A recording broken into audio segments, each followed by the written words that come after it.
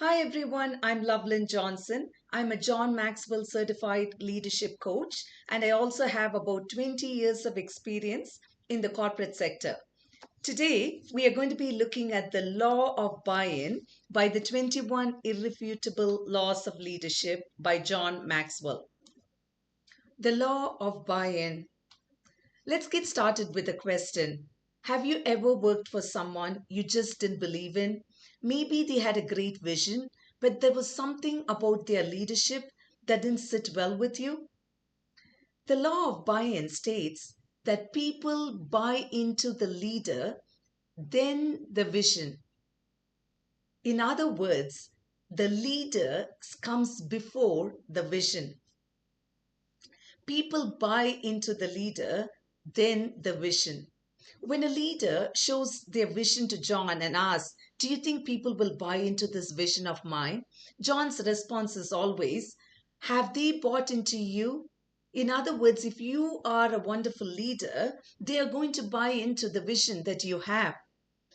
The leader finds the dream and then the people. But people often find the leader and then the dream or the vision. I found that quite interesting because my understanding was if the cause is good, people will follow you. And I thought the vision comes before the leader. But actually, the leader comes before the vision. People don't follow a worthy cause. They often follow a worthy leader, and whatever vision that that worthy leader has, they take it as their own and they run with it. Mahatma Gandhi is a prime example for the law of buy in action. He was an Indian freedom fighter. Initially, when he began advocating for non-violence and civil disobedience, many in India were skeptical. However, as people observed his personal integrity, simplicity, his unwavering commitment and willingness to suffer for the cause of freedom, people bought into him as a leader. And as a result, they were willing to carry on the vision of non-violence and civil disobedience. You can see in the 1920s, there was skepticism. When he called for a boycott of British goods, people were slowly getting into the vision and they too boycotted it. In 1930s, he went on a salt march to protest against the tax on salt. It was a 240-mile walk and 60,000 people joined him on the march. In 1940s, he started the Quit India movement, and we all know India got its freedom in 1947. And that's the law of buy in action. Buy in is a process. People buy into your character. When your character is no good, people don't buy into you as a leader. You need to be a person of character, and only then trust gets built. Competence is another important component to be a leader. People buy into your competence. If you are not competent, you are not going to have any followers. The third thing that you need is commitment. You need to be committed to the cause. You need to be willing to pay the price for the commitment of your vision. So, commitment is another thing. So, buy in is a process where you need to have character, competence, and commitment for you so that people could buy into you as a leader. You are the message. Every message people receive is filtered through the lens of the messenger who delivers it. If people consider the messenger credible, they would receive the message as a credible one. If they have doubts on the leader who's delivering the message, then the message is not received well. Once people have bought into you as a leader, the messenger, they are willing to give the person's vision a chance. People want to go along with the people they get along with.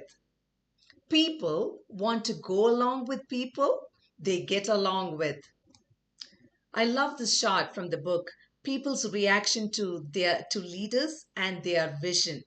If people don't buy into you as a leader and the vision, then they get another leader. But when people don't buy into you as a leader, but they like your vision, they still go and find another leader.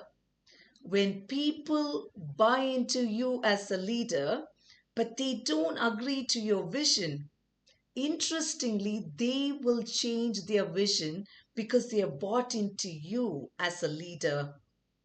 When people buy into you as a leader and they buy into your vision, that's when they get behind the leader and they go on to achieve great and mighty things.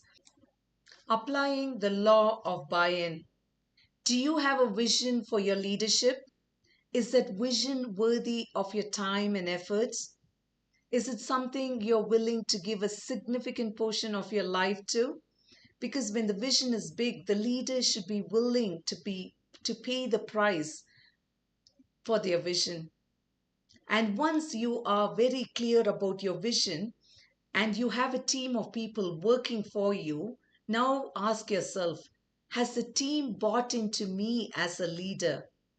Rate each person's buy in on a scale of 1 to 10, 1 being low and 10 being high. Based on the number of people you have, sum it up and average it. And that would give you an idea of where you stand as a leader. And it would tell you that the team has bought into you. If your score is high, that means your team has bought into you as a leader.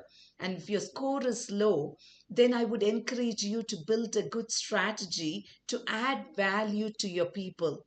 The only way to build credibility is to add value to the people you serve. The more you add value and the more difference you make in their lives, they will see you as a credible person and they will come behind you and serve you on the vision that you aspire to achieve. To end, I have a question again. What's one action you can take this week to strengthen buy in from those you lead? I hope you found this session helpful, and I will see you again next week.